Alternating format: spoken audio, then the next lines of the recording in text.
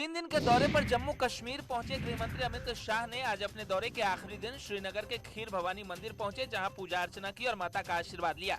इस दौरान अमित शाह के साथ कई अधिकारी भी मौजूद रहे। इसके बाद अमित शाह श्रीनगर पहुंचे, जहां एक जनसभा को संबोधित किया। इस दौरान श्रीनगर की जनसभा में मंच पर पहुंचते ही सबसे पहले बुलेट प्रूफ शीशा को हटवाया। इसके बाद लोगों को संबोधित किया और कहा कि मैं घाटी के युवाओं से बात करना चाहता हूं और मैंने घाटी के युवाओं के सामने दोस्ती का हाथ बढ़ाया है।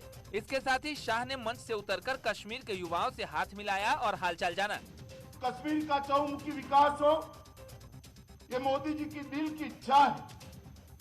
विकास की बात करने ही मैं आया हूं। मुझे बहुत ताने सुनाए गए, बहुत कोसा गया है, कड़े कड़े शब्दों में मेरी निंदा की गई।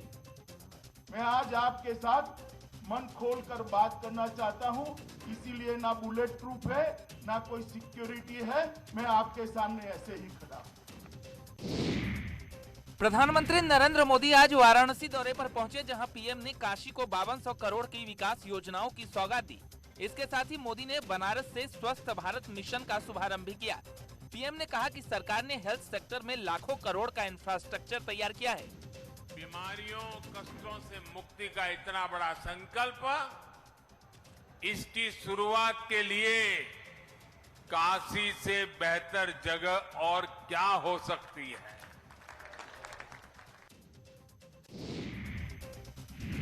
वाराणसी से पहले पीएम मोदी ने सिद्धार्थनगर से यूपी को बड़ा तोहफा दिया है। प्रधानमंत्री ने सिद्धार्थनगर से एक साथ 9 जिलों में बने मेडिकल कॉलेज का लोकार्पण किया।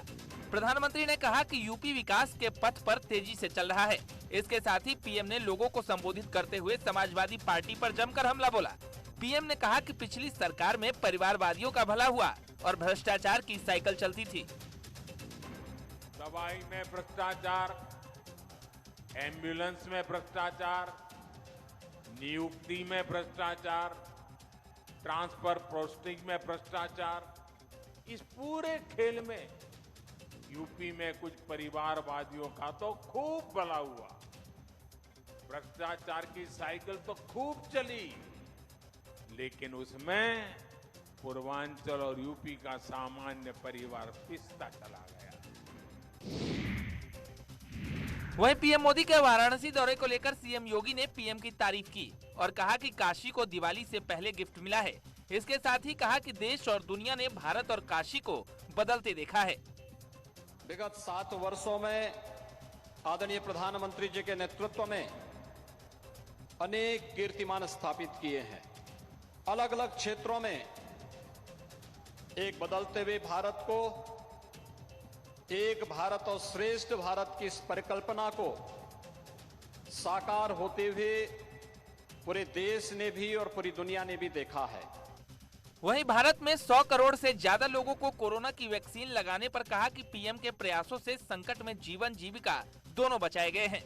हर एक व्यक्ति को प्रधानमंत्री अन्न योजना के माध्यम से फ्री में राशन की सुविधा उपलब्ध करवाने की कार्रवाई हो या 100 करोड़ लोगों को सबको वैक्सीन मुफ्त में वैक्सीन के साथ एक सुरक्षा कवच उपलब्ध करवाने का कार्य हो। मुख्यमंत्री योगी ने सिद्धार्थनगर में कहा कि पिछली सरकारों ने स्वास्थ्य सुविधाओं पर ध्यान नहीं दिया, लोगों की असमय मौत होती थी। बीजेपी सरकार ने लोगों की समस्याओं को समझा और एक साथ 9 मेडिकल कॉलेज का लोकार्पण हो रहा है। सीएम योगी ने कहा कि अब इलाज के अभाव में कोई दम नहीं तोड़ेगा। पहली बार आजादी के बाद पहली बार इस पीड़ा को अपने संवेदनशील और एक विजनरी नेतृत्व के माध्यम से न केवल समझने बल्कि उसके अनुरूप योजनाएं बना करके कैसे प्रभावी ढंग से लागू करना है, ये 9 मेडिकल कॉलेजेस का एक साथ उद्घाटन का कार्यक्रम इस बात का प्रमाण है। आज लखनऊ में बीएसपी के कई नेताओं ने एसपी का दामन थाम लिया। लालजी वर्मा, राम अचल राजभर सहित कई नेताओं को एसपी अध्यक्ष अखिलेश यादव ने सदस्यता दिलाई। अखिलेश यादव ने कहा कि प्रदेश की जनता एसपी की ओर देख रही है। इस दौरान अखिलेश यादव ने बीजेपी पर निशाना साधा। अखिलेश यादव ने कहा कि बीजेपी ने अपने वादे पूरे नहीं किए। बीजेपी राज में किसान परेशान है। जो घोषणा पत्र जनता के बीच में रखा था वो अभी भी पूरा नहीं हुआ है। आज जब धान की फसल खड़ी है खेतों में, पूरे उत्तर प्रदेश के किसान को किसी को भी धान की कीमत नहीं मिल रही है। ये वही भारतीय जनता पार्टी की सरकार है जो किसानों को भरोसा दिला रही थी कि सरकार बन जाएगी, भारतीय जनता पार्टी के सरकार में उनकी आय दोगुनी हो जाएगी। आज वही किसान जानना चाहता है क्या धान की उसे कीमत मिल पाएगी कि नहीं मिल पाएगी। भाई सब 27-27 कर रहे हैं। हाँ, पर 27 को आखिर ऐसा है क्या? क्या तुमको नहीं पता? अच्छा, ऑफिस में तो बड़ा स्मार्ट बनता है। बिरादरी में नाक कटवा दी। अब नहीं बैठाऊंगा उनको। आज से इसका उधार बंद। शक्ल से ही नादान लगता है। गजब आदमी है यार। इतना पढ़ाना लिखाना सब बेकार। सबको पता है 27 को क्या है। आपको भी जानना है तो 27 अक्टूबर शाम 6 बजे जरूर देखें न्यूज़ 18 उत्तर प्रदेश उत्तराखंड।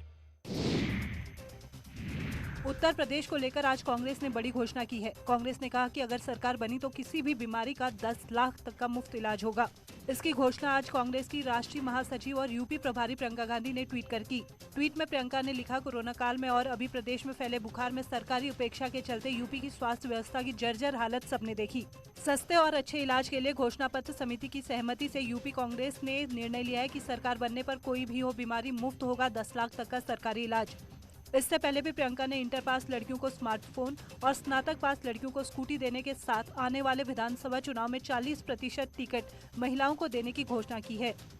वहीं प्रियंका की घोषणाओं पर बीजेपी सांसद राजेंद्र अग्रवाल ने कहा, प्रियंका 10 लाख तक के मुफ्त इलाज की बात कर रही हैं।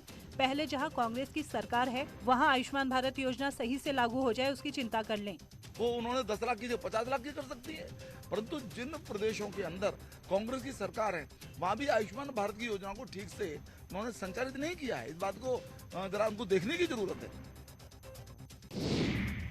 सुल्तानपुर के एमपी एमएलए कोर्ट में आज दिल्ली के सीएम अरविंद केजरीवाल पेश हुए, जहां अमेठी में 2014 में दर्ज हुए मामलों को लेकर सुनवाई हुई। कोर्ट में सुनवाई में केजरीवाल को एक केस में जमानत मिल गई, वहीं दूसरे केस में डिस्चार्ज एप्लीकेशन मामले की 3 नवंबर को अगली सुनवाई होगी।